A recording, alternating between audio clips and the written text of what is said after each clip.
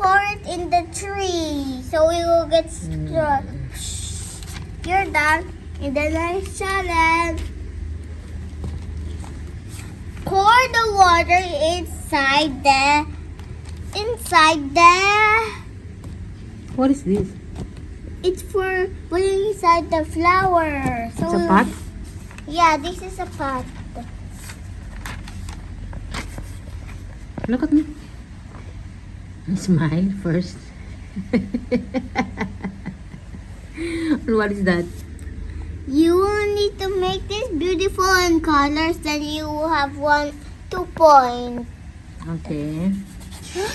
You're done. It's so beautiful. Smile first.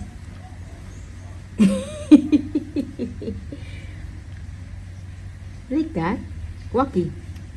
Wacky first. Not like that. No, Ah, that's okay. a boy.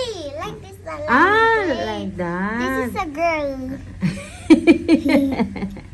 K-pop. K-pop hunters. Trabaho naman tayo ngayon dito sa likod. So itong malunggay, puputulan ko na kasi hindi na maganda yung dahon. Si Ellie nasa loob.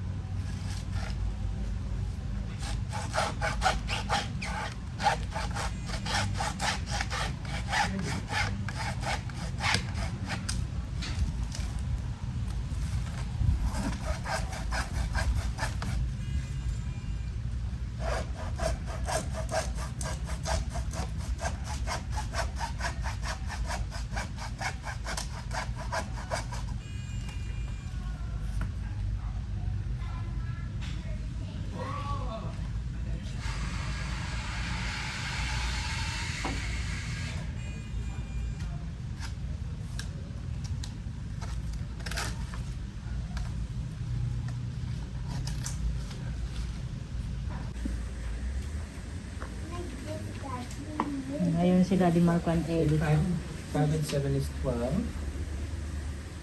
and 8 is 13. Nag-assignment si Ellie. Ellie! 3 and 7 is 10. Princess!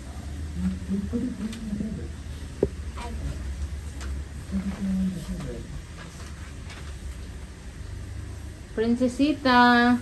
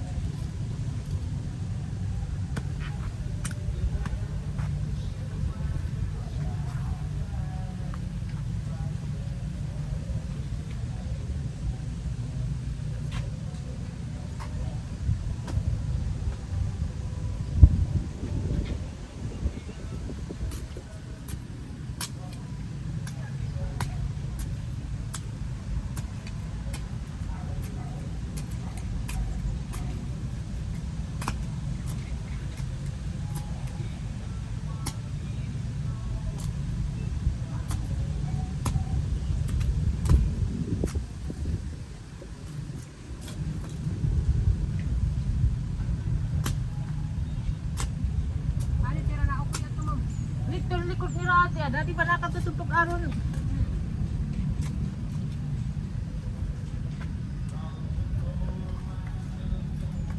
Magusaan na iya iliwat pida. Kami diri papakat niya.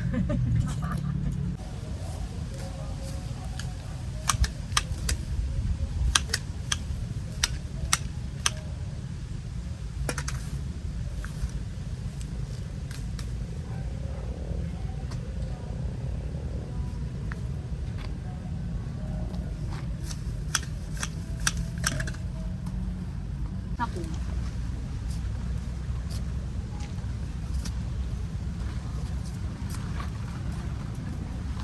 Ada mo kanila. Alayo na. Talan sa nasa hook.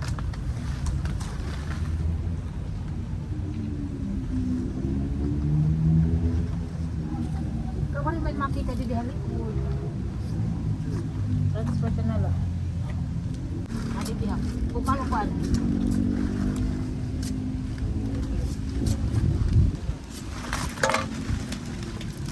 Sige.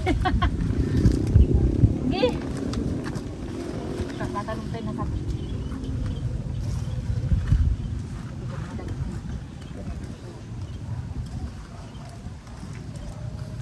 Ini ang pula ina, no?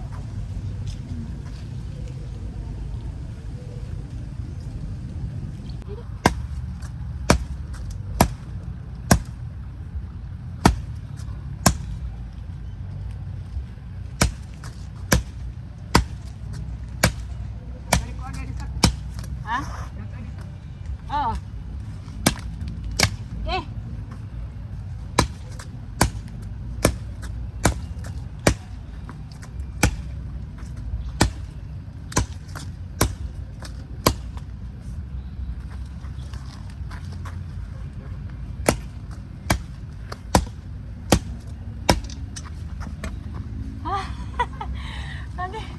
Nakakapagod.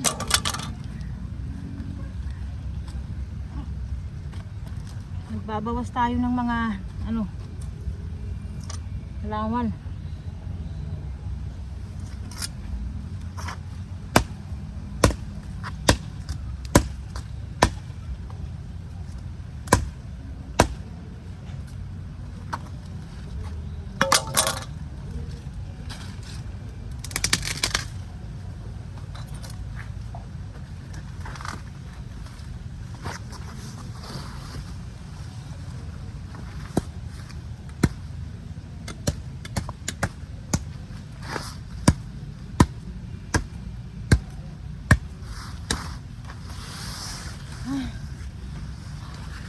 Sa wakas naputol din.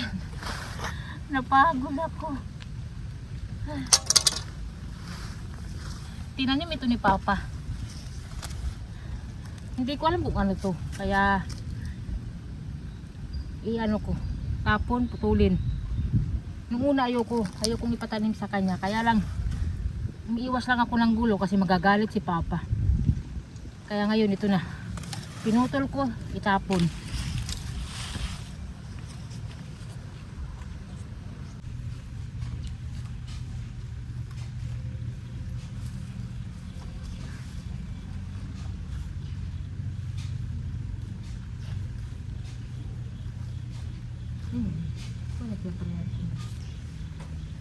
Mamshi, yung papaya namin dito sa labas, yellow na siya.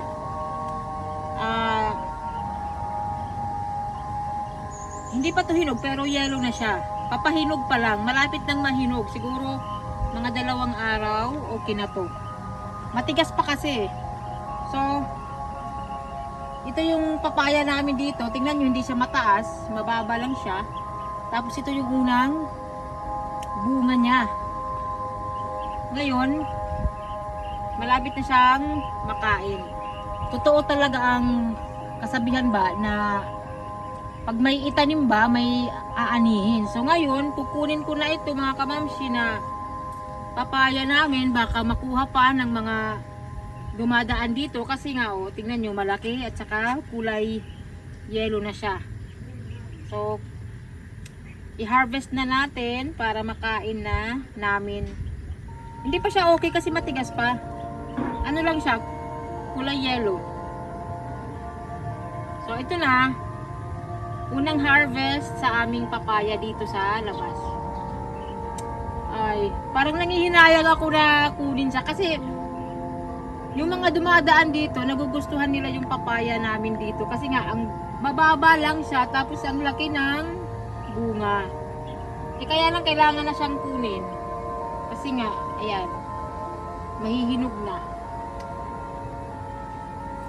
Ayan, mga kamamsi, o diba? Thank you, Lord. Kasi may ano kami, unang harvest ng aming papaya. Diba? Sulit. Tingnan nyo yung papaya.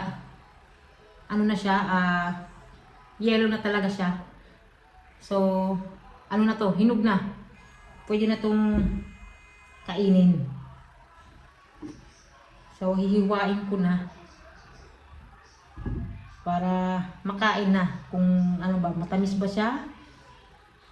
Or okay ba siya mga kamamsi? Wala siyang sira sa loob. Tingnan nyo, ang laki talaga. Oh. Nakakatuwa kasi ano lang to, yung mga nabibili ko na papaya tapos kinukuha yung buto. So pag may buto nito, kukunin ko, itatanim ko ulit. Magpaparami ako nito. Ano kaya? Parang ayokong hiwain, nangihinayang kasi ang ganda talaga. Pero no choice, kailangan na natin kainin yung papaya. Ayan. 1, 2, 3, go. Hala. Wow.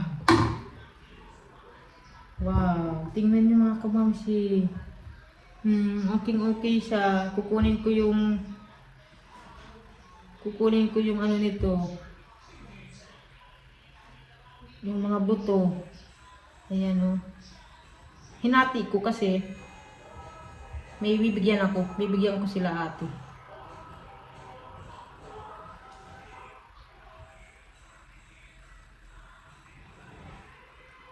Wow. Tamang-tama. Hindi siya sira.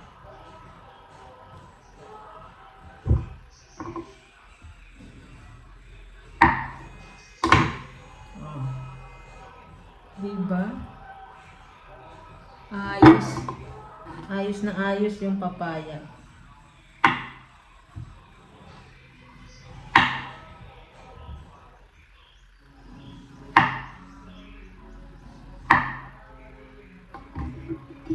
Tikman natin kung matamis ba.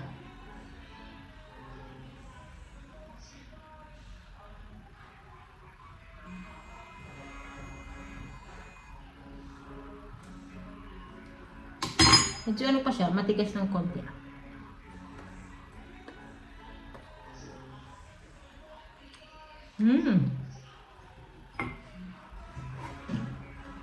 Tamis mga kamangso.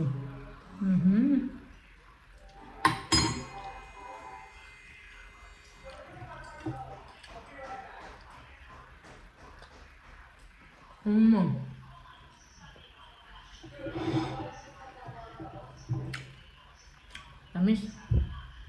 Good. Thank you Lord sa ano. Papaya.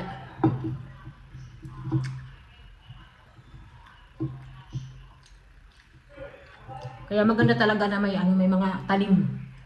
Kasi may naaano ka, may naha-harvest ka, may nakukuha ka. Yun nga lang, mag-aantay ka kasi hindi naman yan agad-agad magbunga ang papaya.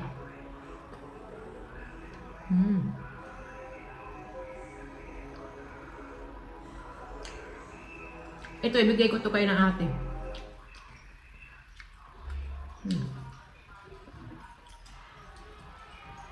Kukunin ko yung ano nito. Ito. Ayan na mga kamamsi yung papaya. Masarap, matamis. So thank you so much mga kamamsi. Sinare ko lang sa inyo yung aming unang harvest ng aming papaya.